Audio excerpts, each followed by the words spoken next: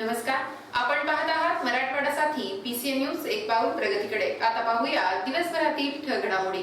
राष्ट्रवादी काँग्रेसचे शरद पवार गटाच्या कार्यकर्त्यांनी प्रसिद्ध वक्ते नामदेव जाधव यांच्या तोंडाला काळे फासल्याची घटना पुण्यात घडली। माध्यमांशी बोलत असतानाच पवार समर्थकांनी अचानक नामदेव जाधव यांना तोंडाला काळं फासलं। यावेळी पोलिसांनी नामदेव जाधव यांचा बचाव करत घटनास्थळावरून त्यांना बाजूला नेलं।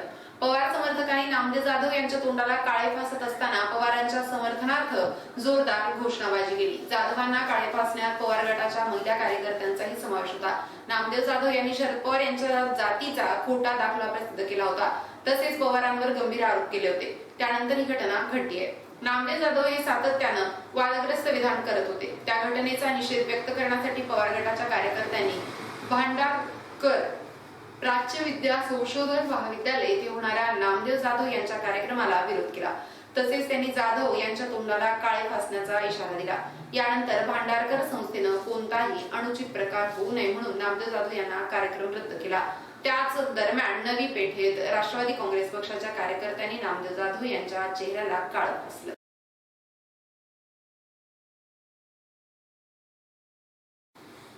मराठा समाजातील काही जणांना कुणबी दाखले नको असं मत आहे। आपल्याला ओबीसी मधूनच आरक्षण पाहिजे, मग कुणबी का नको? ज्यांना कुणबी शब्दाची लाज वाटते त्यांनी शेती विकून चंद्रावर जावं असा सल्ला मनोज जरांगे पाटील यांनी साताऱ्यात दिलाय। सातारा येथे गांधी मैदानावर आज शनिवारी मनोज जरांगे पाटील यांची मराठा आरक्षणासाठी सभा झाली। यावेळी त्यांनी छगन भुजबळ यांच्यावर जोरदार हल्ला चढवला। शिंदे फडणवीस सरकारवर जोरदार टीका केली। मराठा समाजातील काहींना कुणबी म्हणून घेण्यास लाज वाटते, त्यांनाही फटकारलं। मराठा आरक्षणावरून ओबीसी आणि मराठा समाजामध्ये भांडण लावण्याचं काम राजकारण्यांकडून सुरू आहे। मराठा समाजाला आरक्षण मिळणार आहे आणि ते ओबीसी मधूनच मिळणार आहे। फक्त मराठा समाजानं थोडा संयम ठेवावा। आपण एकत्र आलो आहोत, आपली भाषा सरकारला चांगली कळली आहे।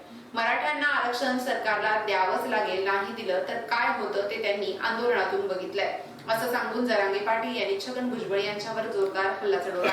महाराष्ट्र सदन घोटाळा करून तुम्ही जगलेल्याबद्दल जास्त बोलण्याची आणि त्यांना जास्त महत्त्व देण्याची गरज नाही। मराठा समाजानं त्यांना किंमत देण्याची गरज नाही। घटनेच्या पदावर बसलेल्या व्यक्तीनं कायदा पायदळी तुडवणं योग्य नाही। मी टप्प्यात आलं की वाजवतो, भुजबळांवर बोलावं इतकी त्यांची लायकी नाही। व्यक्ती म्हणून त्यांना खूप किंमत आहे, पण आरक्षणाच्या आडवे आल्यानं त्यांना किंमत नाही। आता आपल्याला ओबीसी मधूनच आरक्षण मिळणार हे माहीत झाल्यानं ते समाजामध्ये भांडण लावत आहेत असंही जरांगे म्हणाले।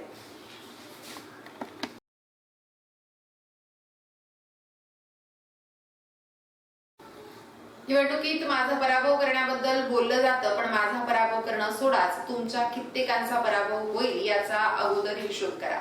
अज्ञानात राहू नका। आम्हालाही कितीतरी कळतं, एवढं वर्ष महाराष्ट्रात राजकारण करत आहे, तुम्ही म्हणाल तसं होणार का असं म्हणत मंत्री छगन भुजबळ यांनी मनोज जरांगे पाटील यांना लक्ष केलंय। उपमुख्यमंत्री देवेंद्र फडणवीसांना सांगायचं आहे की 2 महिने झालं मला धमकीचे फोन येतात, शिव्या दिल्या जातात, तक्रार केल्यानंतर कार्यवाही होत नाही, काय राज्य आहे अशी खंत भुजबळांनी व्यक्त केली। ठिकठिकाणी गावबंदी करण्यात आली, पण लोकप्रतिनिधींचं मत जाणून घ्या।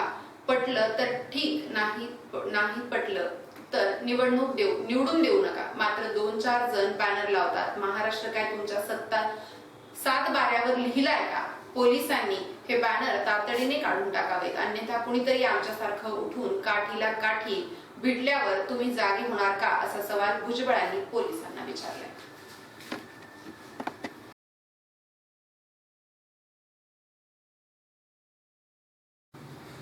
राज्याचे कृषी मंत्री धनंजय मुंडे यांच्या वतीनं व ज्येष्ठ नेते वाल्मिकांना कराड व राष्ट्रवादी काँग्रेसचे शहराध्यक्ष बाजीराव भैया धर्माधिकारी यांच्या मार्गदर्शनाखाली परळी शहरातील श्री टॉकीज येथे उद्याच्या भारत विरुद्ध ऑस्ट्रेलिया या क्रिकेट वर्ल्ड कप 2023च्या फायनल मॅचचे थेट प्रक्षेपण परळीवासियांसाठी करण्यात येणार असून येथे विनामूल्य प्रवेश दिला जाईल। भारतीय क्रिकेट संघानं लीग व उपांत्य असे सर्व सामने जिंकत या वर्ल्ड कप स्पर्धेत प्रथम स्थानी राहून आपला दबदबा कायम राखलाय। आपल्या समोरील कोणत्याही संघाला भारताविरुद्ध विजयाच्या जवळपास देखील फिरकू दिलं नाही।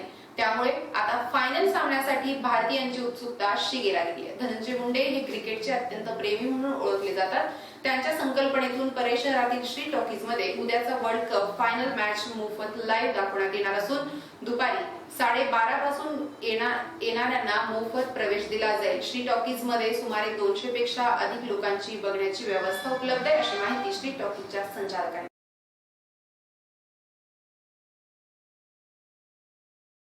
राष्ट्रवादी काँग्रेसच्या ज्येष्ठ नेत्या सौ सुधामतीताई रत्नाकर गुट्टे यांच्याकडून राष्ट्रवादी काँग्रेस पार्टीच्या विधानसभा अध्यक्षपदी किरण पवार यांचा रत्नदीप निवासस्थानी सत्कार करण्यात आला. अंबाजोगाई तालुक्यातील पूस येथील रहिवासी परळी विधानसभा अध्यक्षपदी किरण पवार यांची निवड झाली असून राष्ट्रवादी काँग्रेसच्या ज्येष्ठ नेत्या सौ सुधामतीताई रत्नाकर गुट्टे यांच्या रत्नदीप या निवासस्थानी किरण पवार यांचा शाल श्रीफळ फेटा बांधून यथोचित सत्कार ज्येष्ठ नेते सय्यद अब्दुल समद, शहर अध्यक्ष ॲडव्होकेट जीवन देशमुख, तालुका उपाध्यक्ष भागवत गित्ते, युवा नेते सय्यद फिरोज, राम जाधव, नामदेव, रामप्रसाद सोळंके, भगवान सोळंके, हनुमंत बाप्पा सोळंके, सुंदरराव सोळंके यांच्या उपस्थितीत करण्यात आला. यावेळी राष्ट्रवादी काँग्रेसच्या ज्येष्ठ नेत्या सौ सुधामतीताई रत्नाकर गुट्टे यांनी सांगितलं की राष्ट्रवादी काँग्रेस पक्षाच्या गावागावात नव्यानं सदस्य निर्माण करून गाव तेथे शाखा करून पक्ष व राष्ट्रवादी काँग्रेस पार्टीनं राष्ट्रीय अध्यक्ष खासदार शरद पवार साहेबांचे विचार पोहोचवण्यासाठी आता सज्ज होऊन साहेबांच्या पाठीशी जनतेची मोठी ताकद उभी केली पाहिजे.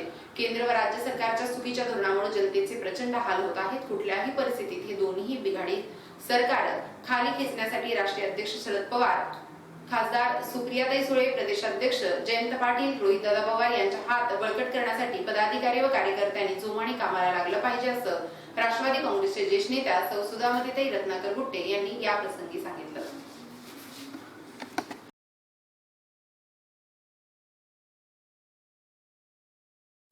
बीड येथे मातृभूमी प्रतिष्ठान संचलित अखिल भारतीय संत भगवान बाबा वंजारी समाज वधूवर नोंदणी महासंघ तथा वंजारी विश्व वधूवर बीडच्या वतीनं हरिभक्तपरायण राधाताई महाराज आईसाहेब व हरिभक्तपरायण मोहन महाराज खरमाटे, पालकमंत्री धनंजय मुंडे, भाजपच्या राष्ट्रीय सचिव पंकजाताई मुंडे, खासदार डॉ. प्रीतमताई मुंडे, जिल्हाधिकारी दीपा मुधोळ मुंडे, पोलीस अधीक्षक नंदकुमार ठाकूर, जिल्हा शल्यचिकित्सक अशोक बडे, निवासी वैद्यकीय अधिकारी डॉ. लक्ष्मीकांत तांदळे, डॉ. सारिकाताई क्षीरसागर, ॲडव्होकेट सर्जेराव तात्या तांदळे, रामदास हंगे, उद्योजक इंजिनियर उत्तम मिसाळ, जिल्हा क्रीडा अधिकारी सुहासिनी देशमुख यांच्या उपस्थितीत राज्यस्तरीय वंजारी वधूवर परिचय मेळावा व गुणवंतांचा सत्कार 19 नोव्हेंबर रोजी सकाळी 10 ते 12च्या दरम्यान डॉ. बाबासाहेब आंबेडकर न्याय भवन येथे होणार आहे.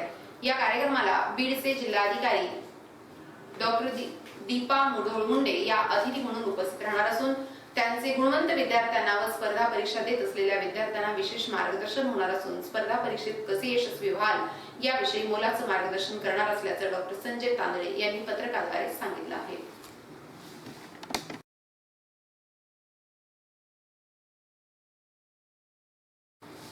बारा ज्योतिर्लिंगापैकी 5वे ज्योतिर्लिंग असलेल्या ज्योतिर्लिंग प्रभू वैद्यनाथ नगरीत 7 जानेवारी रोजी संत श्री गुरुलिंग स्वामी मंदिर येथे राज्यस्तरीय वीरशैव लिंगायत समाज वधूवर परिचय मेळाव्याचं भव्य दिव्य स्वरूपात आयोजन करण्यात आलं असून राज्यस्तरीय वीरशैव लिंगायत वधूवर परिचय मेळाव्याच्या अध्यक्षपदी सामाजिक कार्यकर्ते महादेवा पैटके यांची निवड करण्यात आली आणि मागील अनेक वर्षांपासून शहरात पंचक्रोशीतील वीरशैव लिंगायत समाजाच्या वतीनं वीरशैव विकास प्रतिष्ठान यांच्या माध्यमातून महाराष्ट्र वीरशैव सभा पुणे व वीरशैव समाज परळी यांच्या प्रेरणेनं शहरात राज्यस्तरीय भव्य दिव्य वधूवर पालक परिचय मेळावा भव्य दिव्य स्वरूपात मोठ्या उत्साहात संपन्न होत असतो. याच अनुषंगानं वीरशैव लिंगायत समाजाचे ज्येष्ठ मार्गदर्शक दत्ता पैटके गुरुजी, सोमनाथ पहालगे, विजयकुमार वेंकुदळे यांच्या मार्गदर्शनाखाली वीरशैव विकास प्रतिष्ठान अध्यक्ष शांभो बुद्रे, सचिव फुलारी सर यांच्या प्रमुख उपस्थितीत यावर्षी 7 जानेवारी 2024 रविवारी सकाळी 10 वाजता गुरुलिंग स्वामी मंदिरात मेळावा संपन्न होणार असून त्यासाठी वीरशैव वधूवर पालक मेळावा कार्यकारिणी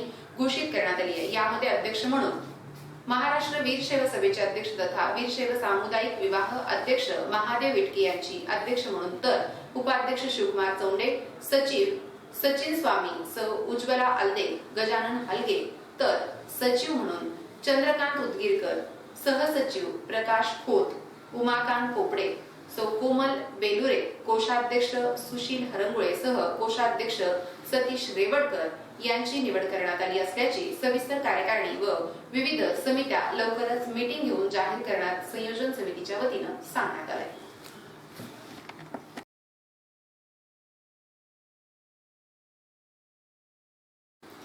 अंबाजोगाई शहरातील अंबिका सोसायटी या भागात गुरुवारी शुक्रवारच्या रात्री अज्ञात चोरट्यांनी घरफोडी करून 3 लाख रुपये लंपास केले। या प्रकरणी अंबाजोगाई शहर पोलीस ठाण्यात गुन्हा दाखल करण्यात आला असून तपास सुरू आहे। घटनेची माहिती अशी आहे की अंबिका सोसायटीतील विजय चांगदेव नाळपे हे गुरुवारी सायंकाळी घराला कुलूप लावून गावी गेले होते। याच कॉलनीतील लालासाहेब बरकते हेही गावाकडे गेले होते। या दोन्ही घरांना कुलूप असल्याची संधी साधत शुक्रवारी भल्या पहाटे चोरट्यांनी या दोन्ही घरांचं कुलूप तोडून आत प्रवेश केला। या चोरीत बरकते यांच्या घरात त्यांना मौल्यवान वस्तू सापडल्या नाहीत। मात्र डॉक्टर नाळपे यांच्या घरातील कपाटात ठेवलेले रोख 3 लाख रुपये घेऊन चोरट्यांनी पोबारा केला। सकाळी या घटनेची माहिती कळताच पोलीस निरीक्षक विनोद घोळपे यांनी घटनास्थळी भेट देऊन घटनेची माहिती घेतली। पोलीस उपाधीक्षक अनिल चोरमले यांनी ही घटनेची माहिती घेतली। पोलिसांनी घटनेचा पंचनामा केला। दरम्यान डॉक्टर विजय नाळपे यांनी दिलेल्या तक्रारीवरून येथील इतर शहर पोलीस ठाण्यात अज्ञात चोरट्यांविरुद्ध गुन्हा दाखल करण्यात आला।